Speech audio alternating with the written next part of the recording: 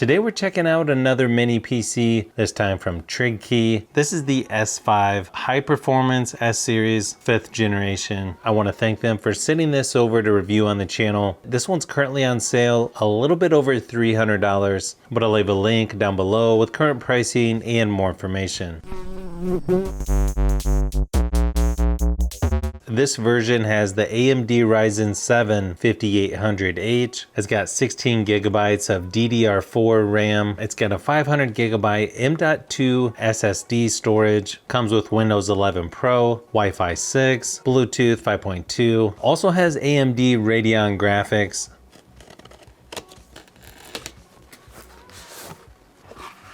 Of course, inside the box, you got your user manual. Pretty typical power cable. You've also got a mounting bracket and screws. 2 HDMI cables are included, one long, one short. Build quality on this is actually pretty nice. Looks almost identical to some of the B-Link mini PCs that I've tested. Even has the same red power button, one USB-C, two USB-A 3.2 ports, and you also have a headphone jack. Ventilation on both sides. And then your connections on the back, you've got one LAN or Ethernet port, two USB-A ports, two HDMI ports, and where you plug in the power. Pretty simple to take off the bottom here, just one screw on each corner. You've got a spot there for an additional 2.5-inch drive as well, if you want to expand the storage.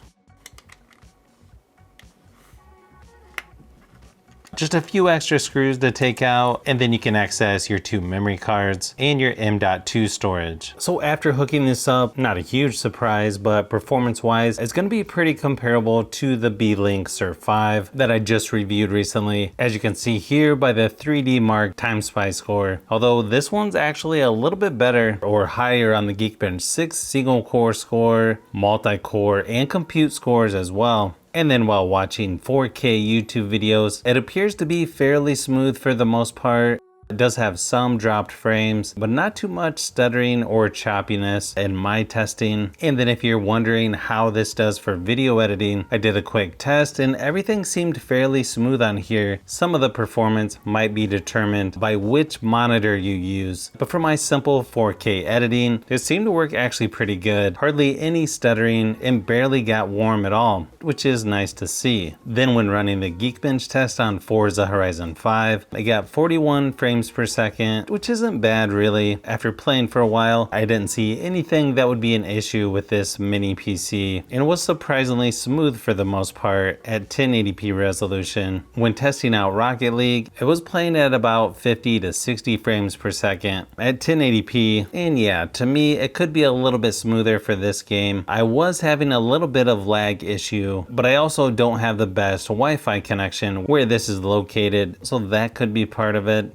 Obviously, depending on what games you're playing will determine how good this is for gaming. Definitely not as powerful as my more expensive gaming PC, even though that one's getting older now, but it's still amazing to me how powerful these mini PCs are getting. I feel like this one edits 4K videos better than my older desktop gaming PC, even though this one is a little less powerful for some games because my desktop has a better graphics card. But overall, this one feels like a pretty good option. If you want a PC that's not going to take up a lot of space, it is probably going to be powerful enough for most people out there. You can do some graphic design work on here, basic 4K video editing, and then of course your everyday office type of stuff. It's got most of the ports on the front and back that you would need if you want to use this for your main computer in your home office. So if you've made it this far into the video, you may want to say thanks by subscribing, and don't forget to give a thumbs up if this video was helpful. This is Brian from Fishbee Productions. Thanks for watching, and I'll see you on the next one.